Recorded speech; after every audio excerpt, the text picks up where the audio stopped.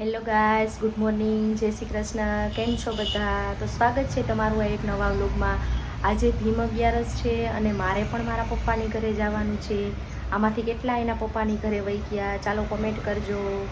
અને હજી સવારનું બધું કામ કર્યું છે. સવારના વાગી ગયા છે 9:30.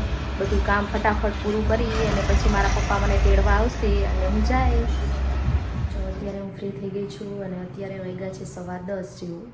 અને સારાંશને સાગર તેડીને આવશે સ્કૂલેથી. એ સીધો પપ્પાની ઘરે આવશે. હું અત્યારે જાઉં છું અને આ થેલી લઈ લીધી છે સારાંશના કપડાની, કેમ કે આ યુનિફોર્મ કાઢશે તો બીજા કપડાં પહેરાવવા પડશે એટલા માટે. તો ચાલો બ્લોગમાં બન્યા રહેજો. હવે મારા મમ્મીની ઘરે જઈ હું તમને બધું બતાવીશ. તો ચાલો હવે મારા પપ્પા આવે ત્યાં સુધી હું નીચે પાર્કિંગમાં ઊભી રહું.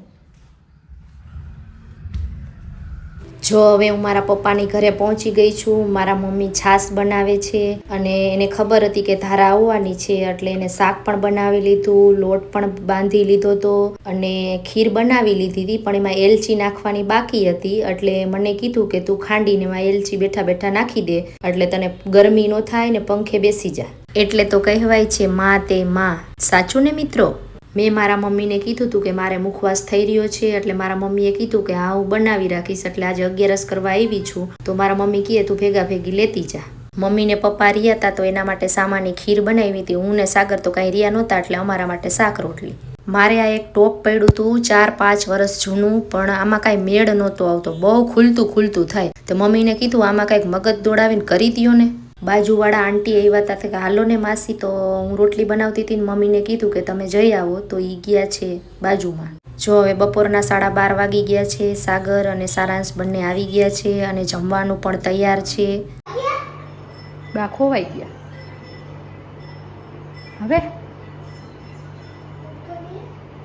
સારાંશ આવીને બાને ગોતતો તો પછી મેં કીધું ઊભો રે ફોન કરી દઉં. બા બાજુમાં ગયા છે. પછી ફોન કર્યો કે હાલો, તો મમ્મી ફટાફટ આવ્યા. ત્યાં સારાંશ સંતાઈ ગયો. જો હવે એને બીવડાવશે. બપોરે જમીને પછી બધા થોડીક વાર સૂઈ ગયા. 4 વાગે ઉઠ્યા, નાસ્તો કર્યો. તો સારાંશ કે બા મારે વેફર લઈ જાવી. તો જો બે નાની દીકરો બે ઘરે લઈ જવા વેફર ભરે છે.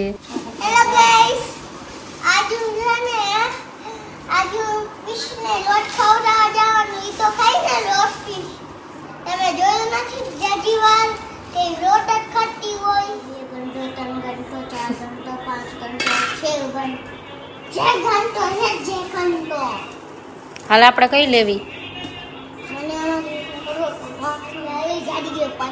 સુજારી પાટી અડધી જ ભરાણી જો થઈ રહી.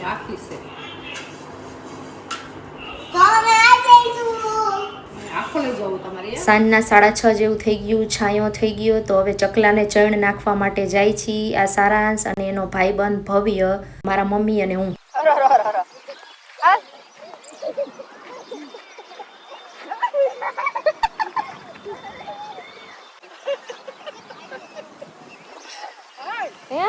ઉતરાય છે? મને નથી લાગતું ઉતરાય એવું.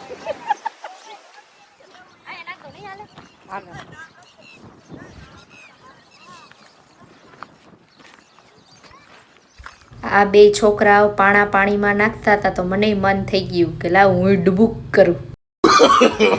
નો નો નો નો.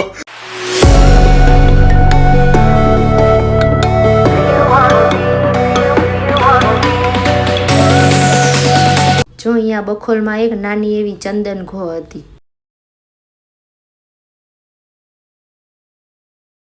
જો હવે અત્યારે સારાંશને આઈસ્ક્રીમ ખાવી છે તો જો બધું તૈયાર કરે છે.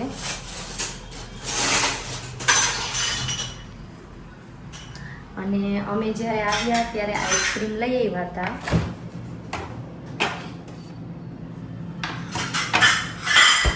જો અમે આઈસ્ક્રીમ બને બહુ ભૂખ લાગી છે. મને આઈસ્ક્રીમ ખાવાનું બહુ મન છે એટલે અમે આઈસ્ક્રીમ ખાઈ છીએ.